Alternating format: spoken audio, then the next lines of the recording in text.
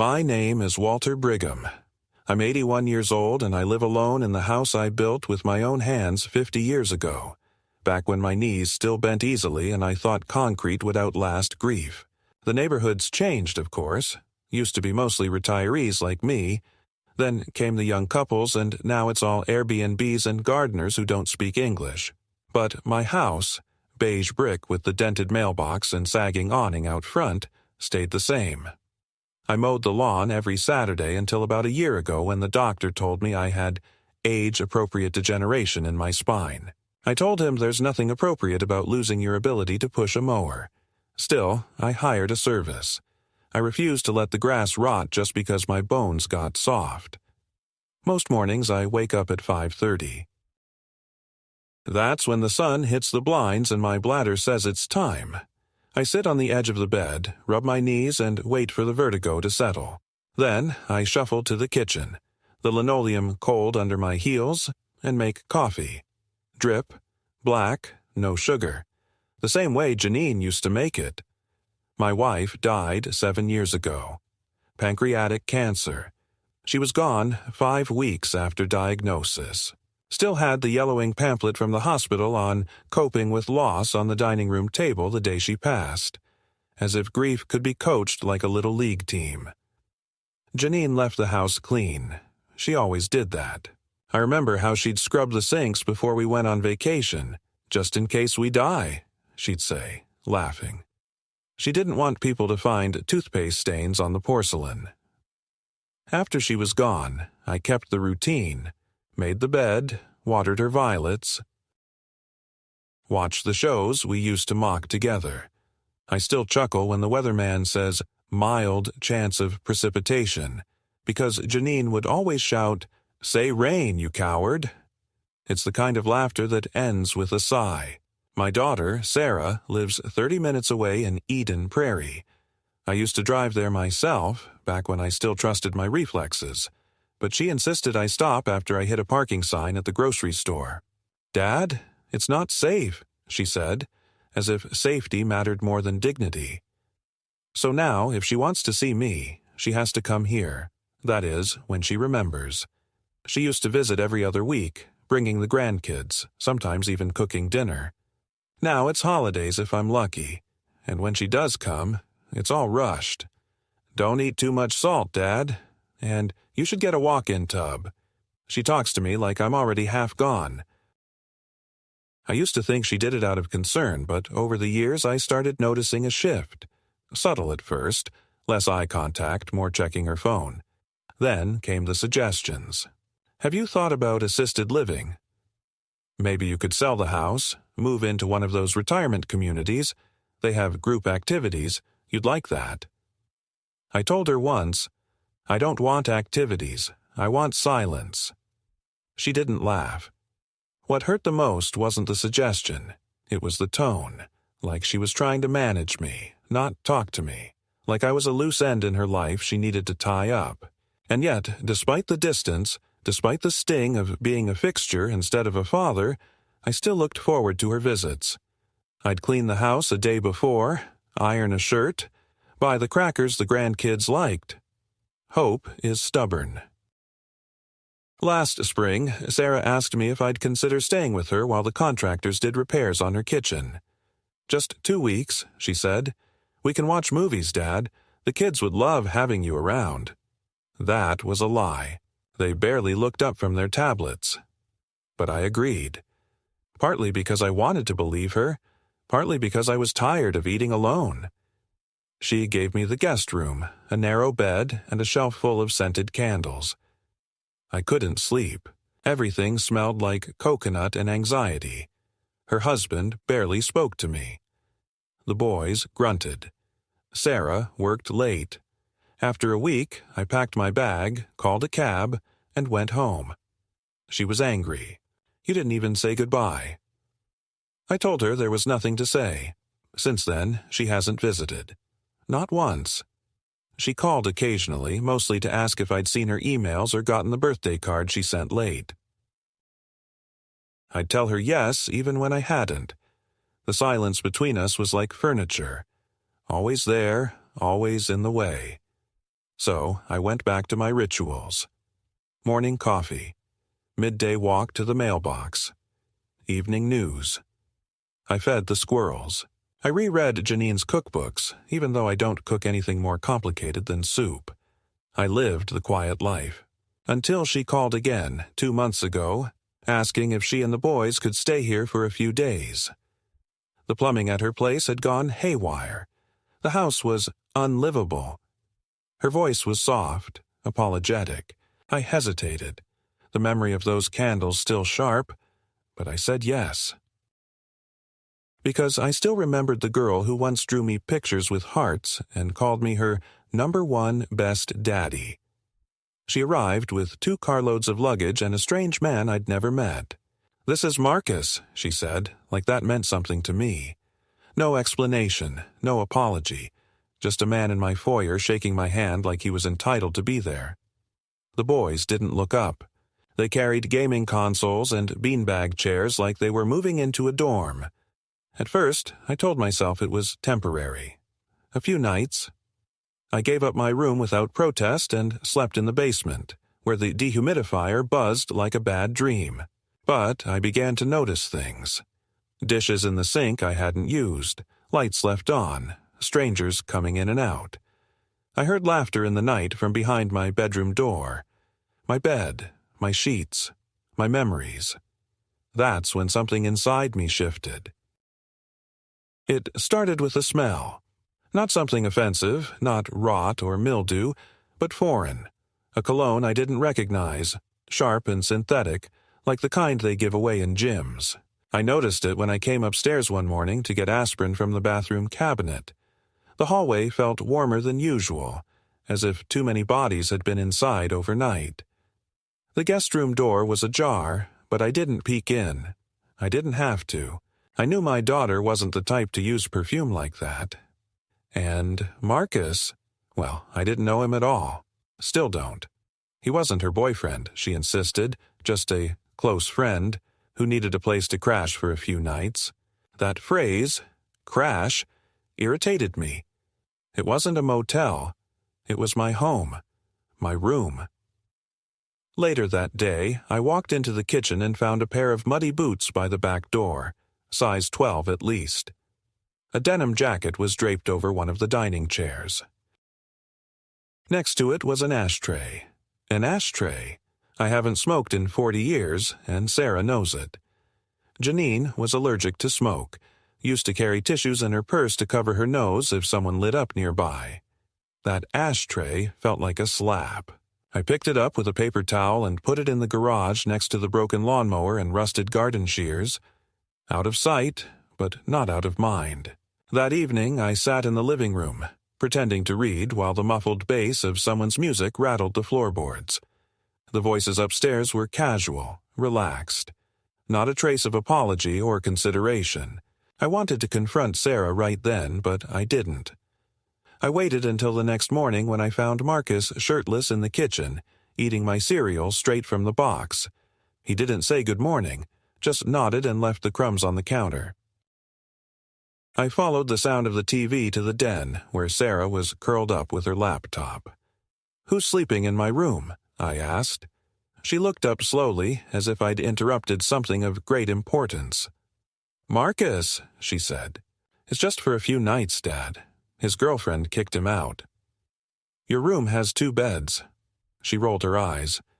"He needs privacy. Besides, the boys are using the guest room now. They like the Wi-Fi better in there.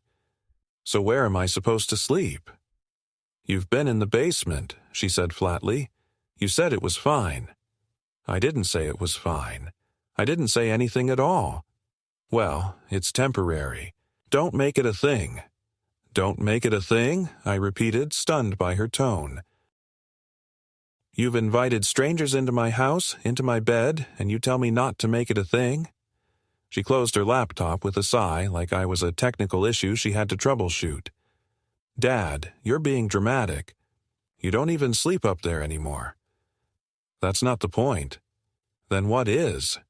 You have a bed, you have food, we're not hurting anyone."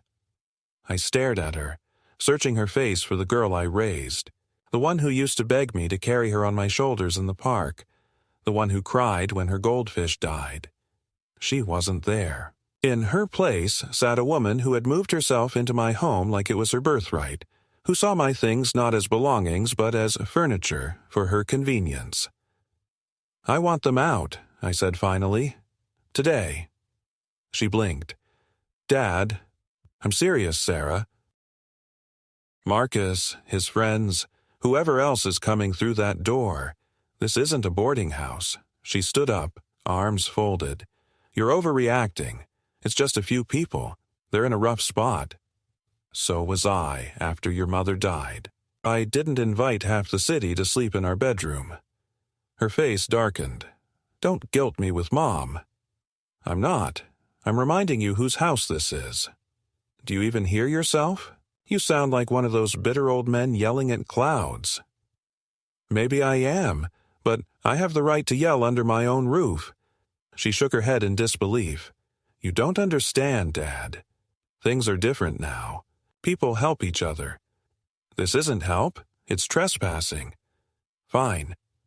She threw her hands in the air. "You want us gone? We'll leave. But don't call me when you fall and can't get up. Don't expect me to drop everything and come running. I haven't expected anything from you in years." Her mouth opened, but no words came out. She turned and walked away, slamming the door behind her. A moment later I heard footsteps on the stairs, followed by hushed voices and the sound of zippers. I didn't move. I just stood in the middle of the room, one hand on the chair back, feeling my pulse in my ears.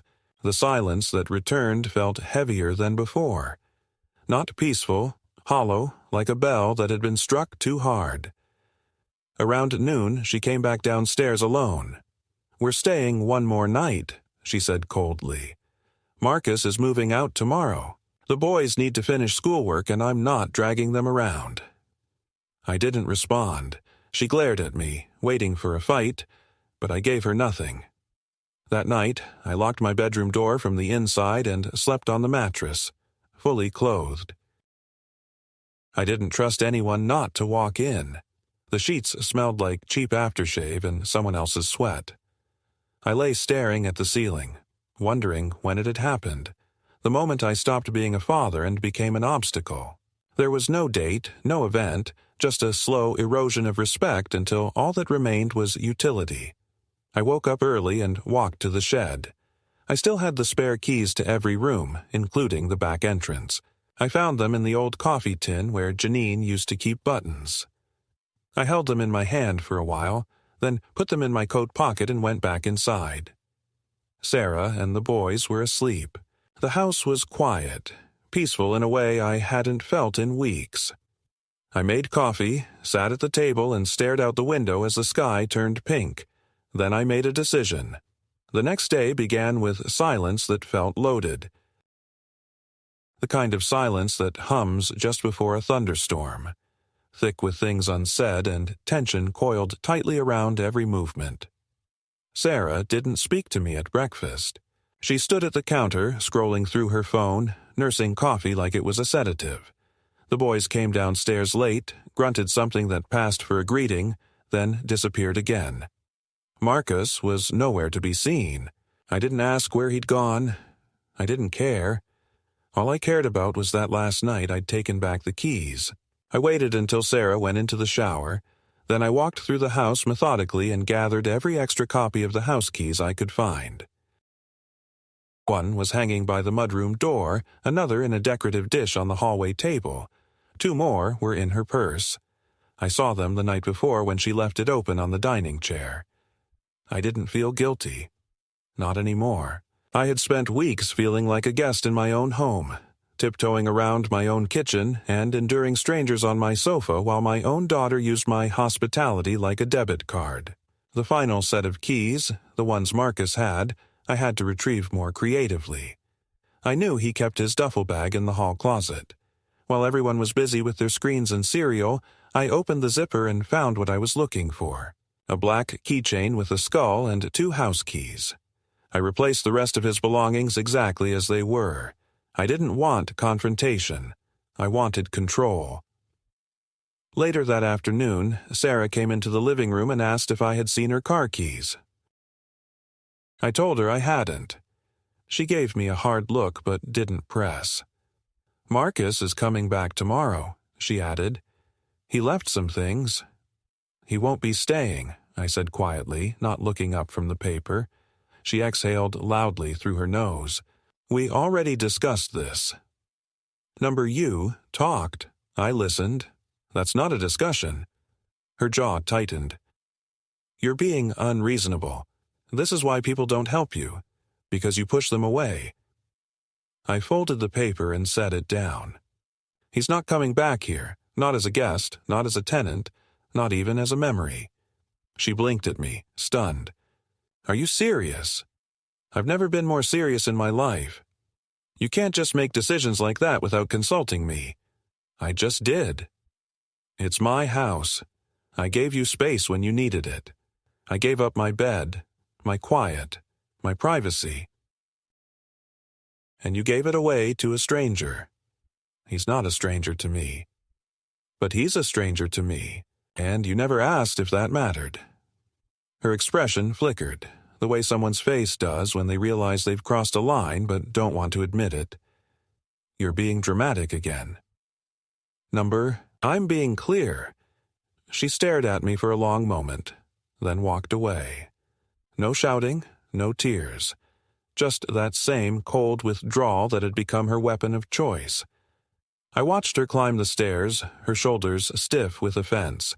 That evening, while she was out buying groceries, Marcus returned. I was sitting on the porch. He walked up like he owned the sidewalk, carrying a six-pack and a grin that made my stomach turn. "Hey, Mr. B," he said. "I left my charger upstairs." "It's not there." He stopped mid-step. "What?" "Your things are in the garage. You're not staying here anymore." He chuckled, not taking me seriously. "Sarah said I could stay until the weekend." I said you couldn't. That overrides it. His grin faded. "Look, man, I don't want any trouble. I just need a place for a couple more nights. I'll be out before Monday." "You've had enough nights under my roof. You drank my coffee, used my towels, slept in my bed. That generosity is over." He looked at me for a long time, then gave a little shake of his head. "You're something else, you know that? No wonder she doesn't want to visit." "Take your things, Marcus. Don't come back." He stood there for a moment like he wanted to say more, maybe threaten, maybe plead. But then he turned and walked toward the garage. A minute later, I heard the door slam, followed by the sound of boxes being dragged across the floor. Sarah returned just as Marcus was driving away in his beat-up Jeep. She pulled into the driveway and watched him go, her face unreadable. Then she walked up the steps with 2 bags of groceries and an expression like granite. "What did you do?" she asked before she even set the bags down. "I asked him to leave. For good." "You had no right." "I had every right. He had nowhere else to go. That's not my responsibility. He is not my child. You are." She put the bags down hard enough that something inside rattled. "You don't get to make these decisions unilaterally." "I just did." She stared at me, then said something I'll never forget. "I'm going to fix this, Dad. One way or another." There was something in her voice that chilled me. It wasn't just anger. It was purpose. A calculation. The same tone she used once when telling me she'd convinced the insurance company to double a payout. She was no longer asking. She was planning. The next day, she took the boys and left. Said they were going back to her place. The repairs were mostly done anyway. She didn't hug me. She didn't even say goodbye. Just gathered her things, stuffed the trunk, and drove off with her mouth a thin, tight line. For the first time in weeks, the house was silent again. But it wasn't peaceful. It felt wounded, like a dog that had been kicked out of its own kennel. That night, I checked every door and window twice. I made sure the locks worked, that the cameras I'd installed after Janine died were still functioning. I sat by the window in the dark, sipping cold tea and listening to the wind. Something told me Sarah wasn't done. And for the first time, I realized I wasn't angry. I was afraid. It was a Thursday afternoon when the letter arrived. No return address, just my name in tight, officious handwriting. I opened it slowly, half expecting some generic newsletter or insurance solicitation. What I found instead was a legal notice. A petition filed with the county court by my daughter, Sarah Brigham, seeking temporary guardianship over my estate and person, citing concerns about cognitive decline, poor judgment, and unsafe living conditions. I read the words once, then again, as if they might rearrange themselves into something less absurd. But there it was, plain as daylight. My own daughter was asking the state to take my autonomy away. The letter claimed I was frequently confused, unable to manage basic financial responsibilities, and had endangered myself by refusing medical care. It referenced no specific incidents, only vague phrases like observed disorientation and increasing social withdrawal. The part that twisted in my gut was the list of proposed powers Sarah had requested: access to my bank accounts, control over property decisions, the ability to authorize medical treatments. In other words, she wanted everything. I sat down hard in the kitchen chair, the paper trembling in my hand. I'd suspected she might retaliate after I kicked Marcus out. But this was war. A calculated move, cloaked in concern, written in the language of bureaucracy but poisoned with betrayal. For years, I had ignored the signs, convinced myself that the coldness was just stress, that her distance was the natural drift between generations. But now she had drawn a line in legal ink, and I knew then that what I thought was resentment was something far deeper: a hunger. The next morning, I contacted Martin Selby, the same attorney who'd helped me draft Janine's will. He was a soft-spoken man in his 60s with a white mustache and a knack for remembering obscure clauses in real estate contracts. When I explained the situation, he didn't act surprised. In fact, he said something that both chilled and affirmed me. "Mr. Brigham, I've had 5 cases just like this in the past year. It's always the same pattern: adult children pushing for guardianship over aging parents with assets. You're not alone." I didn't want to be part of some quiet epidemic, but it comforted me to know I wasn't crazy. We filed a formal response within 48 hours, requesting a full psychological evaluation from a state-licensed geriatric psychiatrist. I insisted on it. "I want proof, Martin," I said, "not just for the court, for myself. If I'm slipping, I need to know." The evaluation took place in a small office near the medical center. The doctor, a tall black woman named Dr. Llewellyn, greeted me with the kind of respect I hadn't felt in weeks. She asked questions about my daily routine, short-term memory, problem-solving, and emotional resilience. She had me draw a clock, repeat a sequence of numbers backward, and describe what I would do if I found a wallet on the street. It was exhausting, humiliating in its own way, but I understood the purpose. When it was over, she shook my hand and said, "Mr. Brigham, you're sharper than half the people I see in this building. If anyone tries to tell you otherwise, send them to me." I cried in the parking lot, not out of relief, but out of grief, because I realized then how deeply I had doubted myself, how effective Sarah's campaign had been in eroding my confidence. Her words, confused, unreliable, fragile, had wormed their way into my skull like termites. And now that they had been proven false, I didn't feel victorious. I felt hollowed out. Martin submitted the results to the court. We also added financial records showing consistent bill payments, a grocery list written in clear handwriting, even the renewal notice for my car insurance.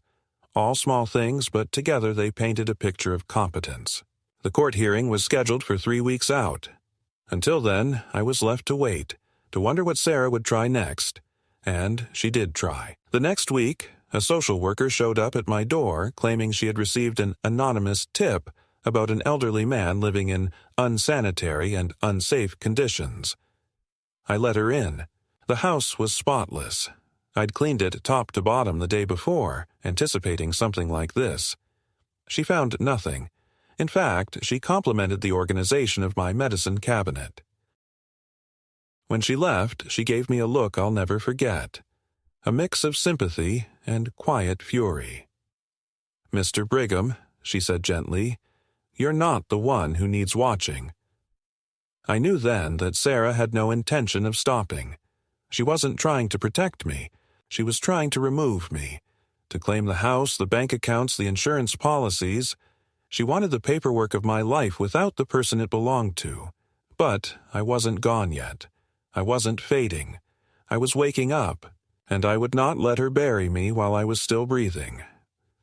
A week before the court date, Sarah came back to the house.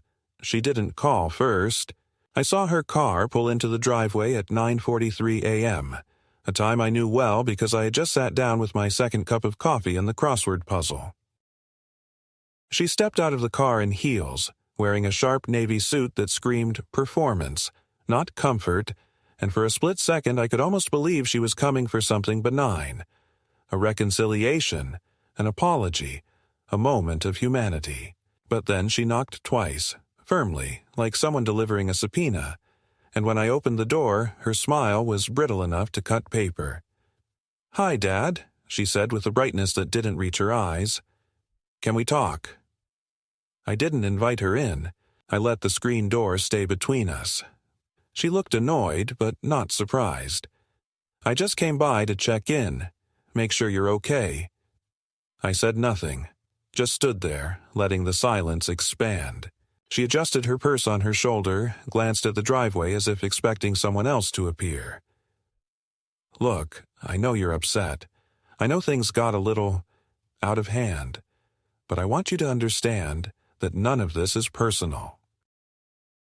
I'm just trying to make sure you're safe, that your affairs are in order." I laughed, not a big laugh, not joyful, just a short, cracked exhale.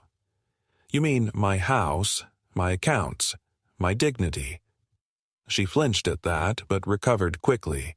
"That's not fair. Neither is trying to steal from someone while they're still breathing." She bristled. "I'm not stealing. I'm protecting. You've been confused, Dad. Erratic. Everyone sees it." "No, Sarah, you see it because you need to see it. Because it makes what you're doing easier to justify." She stared at me through the screen, eyes sharp, unblinking. "Do you know what it's like, having a parent unravel in front of you? Watching them forget things, lash out, isolate themselves?" "Yes," I said flatly. "It's terrifying. I watched it happen to my own father, and I would never, ever do to him what you're doing to me." She sighed, clearly rehearsed. "Then why are you resisting help? Why are you making this harder than it needs to be?" "Because I'm not your patient. I'm not your child. I'm your father. And I remember everything." She blinked again, slower this time, as if something in her head was recalibrating. "The court's going to make a decision soon," she said. "You still have time to cooperate. We can do this without a fight. Quietly." I shook my head. "You already chose the fight. You just didn't expect me to fight back." Her face hardened. "You're making a mistake." "No, Sarah. You did, when you decided I was easier to erase than to respect." She stared at me for a long time, the way someone stares at a locked door they once had a key to. Then she turned and walked back to her car. As she reversed out of the driveway, she didn't look back once. That evening, I received an email from her attorney. It was polite, terse, and full of implication. A warning shot dressed as protocol. Attached were supplemental affidavits. Statements from two of Sarah's acquaintances who had witnessed erratic behavior. One was Marcus. The other was a woman I didn't even recognize. Both claimed I had shouted at them without provocation, struggled to recall names, and once left the stove on overnight. all lies. Carefully chosen lies, not dramatic enough to be obviously false, but enough to plant doubt in a court's mind. Enough to paint a picture. Martin told me not to worry. "Their testimony won't hold up," he said, "especially not after your evaluation, but we'll have to be thorough. They're playing the long game." That phrase, the long game, stayed with me. Because it meant Sarah wasn't just angry. She was invested, determined. And that's when I realized the money wasn't the only thing she wanted. She wanted the story, the narrative, the role of the dutiful daughter burdened with an ailing father. Maybe for guilt, maybe for sympathy, maybe even just to win. 3 days before the hearing, I received a notice from my bank. Sarah had attempted to access one of my accounts online. She claimed she was an authorized co-signer, which she was not. When the request was denied, she filed a complaint stating I had become unreachable and possibly incapacitated. The fraud department flagged it and froze the account for 48 hours pending verification. I spent that morning on the phone with customer service, reestablishing identity protocols, changing passwords, and setting up alerts. Every minute of it felt like a violation. Like I had to prove I was real, because someone I raised had insisted I wasn't. The next day, the home phone rang. I hadn't answered it in weeks since it became clear Sarah had given the number to half her contacts. But this time, something made me pick up. The voice on the other end was quiet, nervous, female. "Mr. Brigham," she said, "you don't know me, but my name is Denise. I used to work with your daughter." I didn't know what to say. "Okay." She hesitated. "I just wanted you to know what she's doing. It's not new." She did the same thing to her ex-husband's grandmother. She convinced the family to give her guardianship, then liquidated the woman's assets. Said it was all legal, and technically it was, but it wasn't right. My chest felt tight. "Why are you telling me this?" "Because I have a father, too," she said. "And because I saw what she did, and I can't be quiet about it anymore." I thanked her, asked her to speak with Martin. She agreed, quietly but firmly. I hung up the phone and sat in the dark for a long time. The anger I'd carried for weeks began to transform.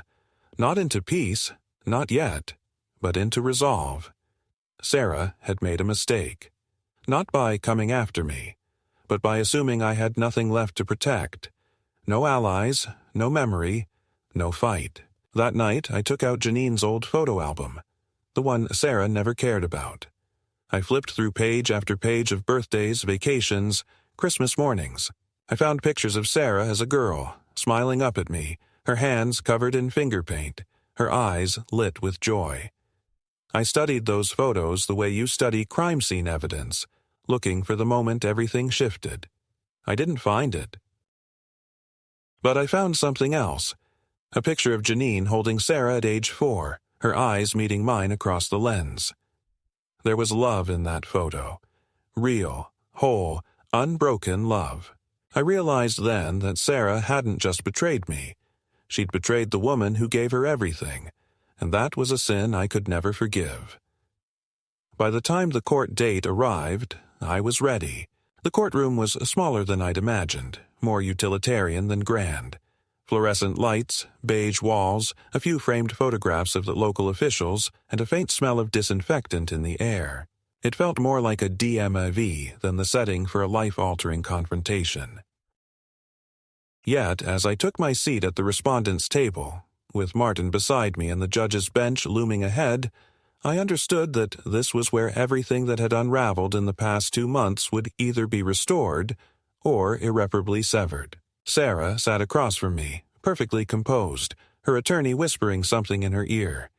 She wore a cream-colored blouse and a pearl necklace I recognized from Janine's jewelry box. It made my stomach tighten. She had taken even that. The judge, a stern woman in her early 60s, called the session to order. Sarah's lawyer opened with a statement full of soft words and sharp implications: concern, confusion, diminished capacity, familial duty. He described me as a man who had increasingly withdrawn from social contact, who was at risk of financial exploitation, and who had resisted reasonable offers of help. I sat there listening to the fictional version of myself being unspooled, like a character in a cautionary tale. According to them, I was confused, volatile, stubborn to the point of self-harm. According to them, I was a man whose rights needed to be temporarily reassessed for his own safety. According to them, I was already gone. Martin stood up and began calmly dismantling their narrative. He presented the psychiatric evaluation from Dr. Llewellyn, the social worker's report from the surprise inspection, the bank's documentation of Sarah's unauthorized access attempt. He introduced the affidavit from Denise, the former colleague who had risked her own job to tell the truth about Sarah's past manipulations. And then he turned to me and said, "Mr. Brigham, would you like to speak for yourself?" I rose slowly, not from weakness but from deliberation. I looked directly at the judge, then over at Sarah, who averted her eyes. "My name is Walter Brigham," I said. "I am 81 years old. I built my house with my own hands. I raised a daughter who used to draw me pictures of unicorns and tape them to the fridge. I buried my wife 7 years ago. I make my coffee every morning. I pay my bills. I remember the names of every neighbor who's ever lived next to me. I remember the smell of Janine's shampoo. I remember every word of the song we danced to at our wedding. I'm not confused. I'm not forgetful. I'm not unsafe. I'm alone. And that is not a condition. It is a fact." I paused. The room was quiet. My daughter claims she's trying to help me, but she never asked me what I needed. She moved strangers into my house, into my bed, and called it generosity. When I protested, she accused me of paranoia. When I stood my ground, she filed a motion to take away my voice. That is not love. That is conquest. I could feel my pulse hammering in my ears, but my voice was steady. I may be old. I may be slower than I used to be, but I know who I am, and I know when I'm being erased. I sat down. Martin gave me a look that said everything, that it was enough, that I had reclaimed something no paper could declare or deny. The judge called a short recess. Sarah avoided my gaze the entire time. When the session resumed, the judge delivered her ruling in a measured tone. She denied the guardianship petition, citing lack of evidence, credible refutation, and what she described as a troubling pattern of control masked as care. She concluded with a note that hung in the air like a bell. "Mr. Brigham remains the sole legal steward of his estate, his property, and his autonomy. This court recognizes not only his mental competence, but his moral clarity." It was over, or at least the official part was. Sarah looked stunned, her face pale, her fingers clenching and unclenching in her lap. Her lawyer leaned in, whispering urgently, but she didn't respond. I didn't approach her. I didn't need to. There was nothing left to salvage in that room. Outside, the sun was too bright. It made me squint. I hadn't cried in the courtroom, but when I stepped onto the sidewalk and felt the warmth on my skin, the tears came, sudden and quiet. Martin placed a hand on my shoulder. "You're free," he said simply. And for the first time in weeks, I believed it.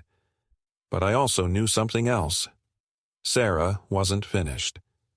In the days that followed the court's decision, the silence from Sarah was deafening. No calls, no emails. No visits, just a vacuum where obligation used to live. But I didn't fill it with questions. I let it be. I let her absence rest like a weight that had finally slipped off my shoulders. I returned home, not just to my house but to my life. Not as it had been, but as it had become. The doors locked only from the inside. My name was the only one on the mailbox. The bed was mine again, and so was the silence. It wasn't always peaceful. Some nights it roared, but it was mine. I began the small rituals of reclamation. I changed the locks, every last one. I replaced the sheets Sarah had insisted on changing to something more modern, with the old ones Janine had sewn herself. Faded, floral, soft. I took down the plastic spice rack Sarah had taped to the cabinet and found the old wooden carousel Janine had loved in the basement, wiped off dust and set it back where it belonged. I deleted Sarah's contact from my phone, not out of rage, but out of mercy. For her and for me. She had chosen her story, and I had chosen mine. And then came the mail. A letter, handwritten in a shaky script I didn't recognize. Inside was a card, plain, cream-colored, with only a few lines of text. Dear Grandpa, I'm sorry. I didn't know what was happening. I only found out after Mom took us back to Eden Prairie. I miss you. I'd like to see you. Love, Matthew. The younger of Sarah's sons. The quiet one. The one who never interrupted, never rolled his eyes. He had noticed more than I thought. I held the letter in my hand for a long time. My chest ached, not from regret, but from something more dangerous. Hope. I placed the card in Janine's old recipe box between her famous banana bread and the meatloaf she used to make on Sundays. It would stay there until I was ready. A month later, I sold the second car Sarah had left in my garage. The title was in both our names, but she hadn't responded to the DMV letters, and by law, it was declared abandoned. I used the money to install a new furnace and have the roof inspected. I hired a gardener. Not a service, but a man named Alvin, who was about my age and liked to talk while he trimmed hedges. We drank lemonade after he worked, and he told me stories about his time fixing railways in Montana. He didn't know anything about Sarah. I didn't offer. We talked about football, back pain, jazz. Things that didn't have to be weighed against disappointment. On Sundays, I walked to the farmer's market. I bought too many peaches. I cooked soup and froze the leftovers. I started writing again. Nothing serious, just memories, scenes, moments. The sound of Janine laughing at the radio. The time Sarah fell off her bike and refused to cry. The smell of cut grass before a thunderstorm. I wrote these things down because they belonged to me, and no one had the right to alter them, not even their subjects. One morning, while clearing out the attic, I found a box I hadn't seen in years. Janine's letters. She used to write me notes and hide them in the most absurd places. Under my pillow, inside my sock drawer, between the pages of the TV guide. One read, "You're grumpy in the morning, but I love you anyway." Another said, "If you die before me, I'll haunt you." In love, of course. I read them all, every single one. And by the time I reached the bottom of the box, I realized something simple, something final. I hadn't been abandoned. I had been released. Sarah could no longer harm me. Her betrayal, no matter how cruel, had an end. Mine did not. Mine was rooted in memory, in love honestly earned and truthfully lost. I no longer needed revenge. I had peace, not the kind you fight for, but the kind you choose when fighting costs too much. I made tea. I sat by the window. The sun warmed the floorboards, and for the first time in years, I didn't feel like a man counting what was taken from him. I felt like a man who still had something left. After the storm passes, what remains isn't calm. It's debris. Things are not where they were. The silence that returns isn't the same silence that was taken. It has edges now, and a memory. That's what the weeks after the trial felt like. A kind of reordered quiet where nothing had been broken loudly, but everything had shifted in a way I couldn't ignore. I didn't speak of the courtroom to anyone. Martin called me once to say a letter from the judge was in the mail confirming the dismissal, and that Sarah's petition would be sealed as closed. He spoke carefully, gently, the way people do after funerals. But I wasn't grieving. I was trying to relearn the shape of my own space. the rhythm of my days without the shadow of accusation hanging over each movement. You don't realize how tightly you've been clenching until your hands are open again. I started waking up early again, not because I had to, but because I wanted to. I'd make breakfast, eggs if I was hungry, toast if I wasn't, and I'd sit at the table without turning on the news. The light came through the window differently. I don't know if it really changed or if I had just forgotten how to notice it. I'd walk out into the yard and listen to the sounds I used to take for granted. The creak of the gate, the distant hum of a neighbor's lawnmower, the wind in the maple tree Janine planted when Sarah was born. Everything had a kind of echo now. Not haunting, just permanent. I found myself sorting things I hadn't touched in years. Boxes in the attic, drawers full of paper clips and dead batteries, old letters from friends I'd lost touch with. I wasn't organizing out of boredom. I was reclaiming. It's amazing how many parts of a home can be slowly overwritten without you noticing. Sarah's mugs were gone from the cupboards, but I still found one of Marcus's shirts in the dryer. I threw it out without a word. I donated the twin bed she'd put in the guest room. I put Janine's old books back on the shelf. I dusted the frame around our wedding photo and moved it back to the mantel. Every action was small, but it felt like chiseling myself back into the space where I had become invisible. I received a second letter from Matthew. This one longer. He wrote that he missed my stories. He asked if I remembered the camping trip we took when he was 7, the one where the raccoon stole our marshmallows, and I told him it was a ghost. I laughed, reading it. Not just because I remembered. I did. But because it reminded me that some part of my story still lived in someone else's memory. I wrote him back, told him I remembered the way he held onto my hand the whole night and refused to sleep in the tent alone. Told him he was braver than he thought.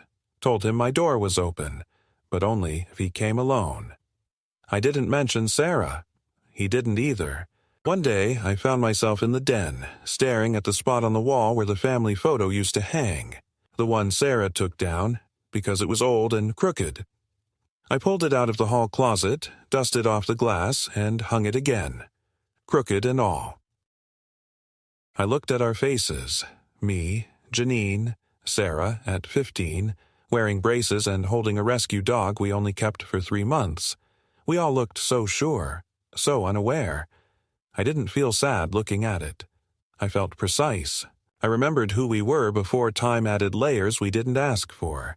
And I knew now that remembering was its own kind of survival. The town moved on without noticing what had happened in that courtroom. I still went to the market, still stopped by the hardware store, still nodded to strangers. People didn't see a man who had been almost erased. They saw a man with white hair and steady hands and maybe a few too many stories. That was fine with me. Let them think I was just old. Let them underestimate what it means to live long enough to bury the people who wronged you, not in the ground, but in your heart. Sarah didn't write. She didn't call. I saw on the county records that she'd moved out of her townhouse 2 weeks after the hearing. I didn't check where she went. I didn't ask around. She had chosen a different map, and I had no interest in tracing it. The idea that she might someday regret what she did no longer comforted or enraged me. It simply didn't matter. You don't need apologies from people who no longer occupy space in your life. What you need is air, and I had plenty of that now. I started volunteering at the library twice a week. Nothing dramatic, just helping sort books, fixing the occasional jammed printer, talking to people who didn't want to go home just yet. There was a woman there named Edna who wore mismatched earrings and had a laugh like a wind chime. She asked me once if I'd ever been married, and I said yes, but she'd been gone for some time now.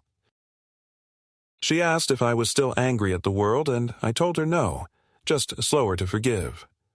We shared coffee once or twice. Nothing romantic, just warmth in a world that had grown a little colder. Sometimes I wonder what Janine would have said about all of it. I like to think she would have been proud that I stood up for myself. But mostly I think she would have been sad. Not because of what Sarah did, but because of what it cost to reveal who she truly was. There's grief in that kind of discovery. Not for the person themselves, but for the version of them you carried all your life. I had to let go of that version. I had to bury the daughter I thought I raised so I could finally breathe again. Now, when people ask me how I'm doing, I don't say, fine. I say, free. And when they ask what I mean, I just smile and say, that's a long story. And it is. But not one I tell out loud. Not all at once.